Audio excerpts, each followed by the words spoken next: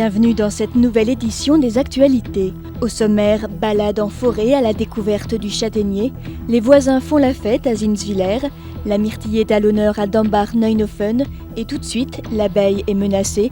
Francis Blum nous invite à mieux comprendre le peuplement des ruches. Je prends mon cadre, donc rempli d'abeilles, et je le balaye dans l'entonnoir, et un peu de fumée, elle descend. Matériel et vidéo à l'appui, Francis Blum, apiculteur passionné, a dévoilé au public venu l'écouter à l'Office du tourisme quelques-unes des facettes de la vie des abeilles. Fonctionnement et peuplement des ruches, essaimage, reproduction des reines, maladie des abeilles ou rôle de l'apiculteur ont été quelques-uns des thèmes abordés. Un de ses objectifs, sensibiliser le public au travail fascinant de cet animal précieux et à sa place dans l'écosystème à l'heure où l'abeille se trouve fortement menacée. L'abeille est menacée du fait que vous avez tous les produits phytosanitaires, la monoculture, il n'y a plus de pollen. Il n'y a plus de prairies, les prairies sont fauchées très tôt, du fait que l'agriculteur il fauche 3 fois, dans le temps il fauchait 2 fois.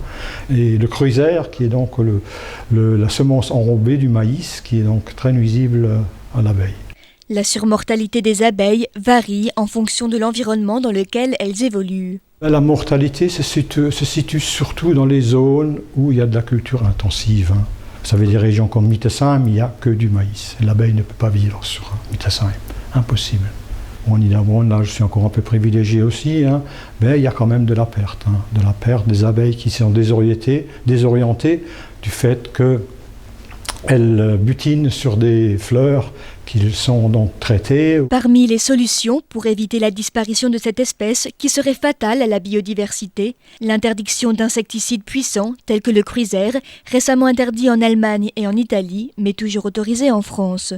La protection des abeilles pourrait également venir de gestes simples de la part des pouvoirs publics. Les communes, par exemple, pour mettre des fleurs mellifères, ça veut dire des champs mellifères, au lieu de mettre du gazon, par exemple, de mettre des fleurs mellifères, c'est pas seulement pour l'abeille, c'est pour tous les pollinisateurs, ce qui est très important. Il faut un extracteur pour récolter le miel.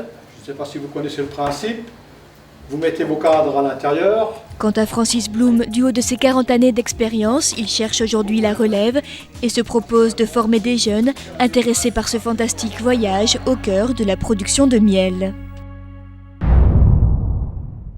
Essence naturelle de la frange nord de la Méditerranée, le châtaignier a été introduit dans les Vosges du Nord aux environs du Moyen Âge.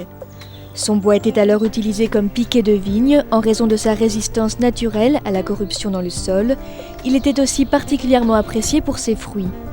Une dizaine d'arbres pluriséculaires sont ainsi encore visibles à proximité de la piscine de Niederbronn. Il y avait 1 ou 2 châtaigniers par famille et qui étaient là uniquement pour la production de la châtaigne, puisque la pomme de terre à l'époque n'existait pas, donc il fallait subvenir aux besoins de la population. La châtaigne, notamment sous forme de farine, pouvait être employée dans de nombreux plats. Reconnaissable par ses grandes feuilles dentelées pouvant aller jusqu'à 25 cm de long, le châtaignier fleurit de début juin à début août et fructifie à partir du mois d'octobre. Plus l'été a été chaud et humide, plus les fruits en seront importants. Le châtaignier a 2 obligations. Il faut qu'il n'y ait pas de calcaire actif dans le sol et il faut de la chaleur. C'est la raison pour laquelle on le rencontre seulement sur les versants sud et sur les sols gréseux des collines, surtout des bas des collines. Il supporte très bien les grands vents et très bien la sécheresse parce que ses racines vont profondément dans le sol. Arbre qui rejette abondamment, le châtaignier peut vivre jusqu'à 1500 ans. On voit ici un vieux châtaignier qu'on pourrait croire à l'article de la mort, si on peut dire, mais on voit que chaque année, il y a des nouveaux rejets qui se refont, et ce qui va le permettre de se maintenir. Sa faculté de rejet permet également d'utiliser périodiquement ce bois nouveau pour la production de bois énergie. Agressé par le froid, son bois d'œuvre est de moindre qualité dans les régions du Nord. Les années où il fait très froid, les cernes se décollent et de ce fait, le bois d'œuvre est médiocre. Autrement, c'est un bois très approchant du chêne. À la seule différence, c'est qu'il il n'y a pas de maillure dans le bois de châtaignier. C'est-à-dire les maillures, les jolis dessins dans le bois de chêne n'existent pas dans le châtaignier. C'est d'ailleurs la façon de discerner le châtaignier du chêne.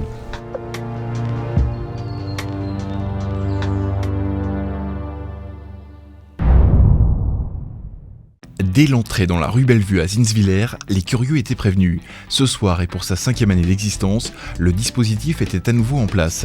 Des tentes au cas où pour les 65 convives venus fêter ensemble l'arrivée de l'été, de parler de voitures, de sport ou bien encore de découvrir les derniers potins du village. Bref, de passer un bon moment ensemble. Côté restauration au menu, bœuf à la broche.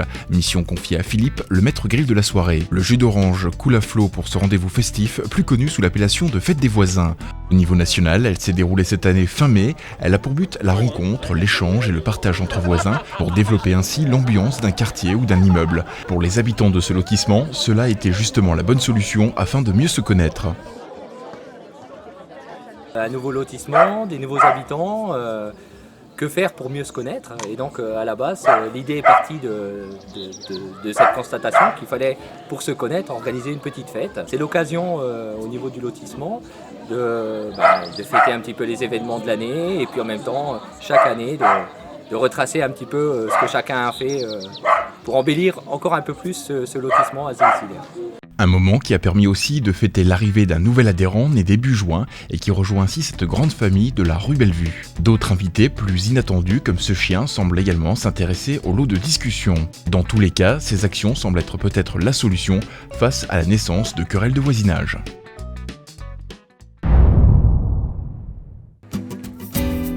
Qu'elle soit sauvage ou cultivée, la myrtille a rassemblé ce week-end à Dombach-Neunofen de nombreux gourmands.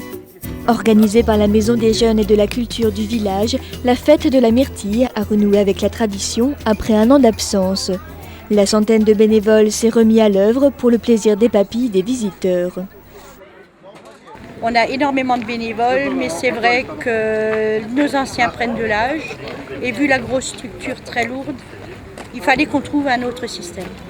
Le système, au prix de 2 € l'entrée, une fête plus centralisée sur une seule et même grande place, tout en misant sur la diversité des animations.